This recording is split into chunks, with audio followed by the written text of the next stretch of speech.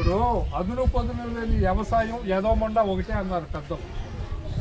అదును చూసి పదును, పదును చూసి అదును, ఈ రెండు కూడా దగ్గరగా ఉంటాయి. మీకు ఒక విషయం చెబుతాను ఏంటండి, ఒక గంటలో ఉన్న అదును ఒక గంటలో ఉన్న పదును మారిపోదు. ఒక రోజు ముదురు, ఒక రోజు లేత. పైరుకు ముదురు, సాధనానికి లేత ఉండాలని పెద్దలు చెప్పారు. అందుకని మా రీసెర్చ్లో ఏం జరిగిందంటే మన ఏరియా నేలలకి అన్ని రకాల నేలలకి అనువైంది ఈ భైరవ. ఈ భైరవ స్టేటస్ ఏంటి, ఎట్లా ఉంటుంది, ఏమి స్థిరత్వం? ఒకటి, మీరు గింజలు నాటిన వారం 10 రోజుల లోపల మొత్తం గింజలన్నీ పైకి వచ్చేస్తాయి. ఏ రూపంలో వస్తాయి? మొలక రూపంలో వస్తాయి. మొలకొచ్చిన తర్వాత కాండం యొక్క అభివృద్ధి నాణ్యత ప్రమాణాలు పెంచుతుంది. 2, ఆకు ఏ రంగులో ఉండాలంటే పచ్చి రంగు, ఆరోగ్యంగా ఉండాలంటే నల్లగా ఉండాలా, లేత రంగులో ఉండాలా? నల్ల రంగులో ఉందంటే అది రోగానికి నాంది. లేత రంగులో ఉండాలి. నల్ల రంగు ఎప్పుడు రావాలో నాకు తెలియదు. నల్ల రంగు దానికి ఒక అర్థం ఉంది కాదండి, లేత రంగులోకి తీసుకొస్తుంది.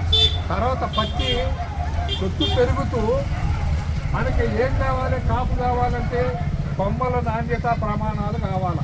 కొమ్మ బాగా సాగాలి, కొమ్మల దగ్గర కలుపు దగ్గరగా రావాలి, పూతలు బాగా రావాలి, వచ్చిన పూత పిండిగా మారాలి, పిండి రాలిపోకుండా ఉండాలి. అదంతా కూడా మెయిన్లోనే మగపూలోనే ఉంటుంది. ఆ పిండ రాలిపోకుండా కాయ అవ్వాలి. అయ్యిన కాయ ఒక్కసారే పగలాలి.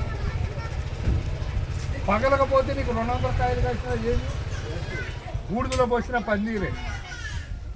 అందుకనే మా ఎండి గారు దానికి తగ్గట్టు మెయిలు, ఆ పగిలేదానికి సరైన మెయిలు చేసి ఒక్కసారి అది ఏమవుద్దని అంటే పక్వానికి వచ్చిన తర్వాత ఇట్లా ఉన్నకాయ ఒక్కసారి 5 పిచ్చలు మీరు బాగా గుర్తుపెట్టుకోండి.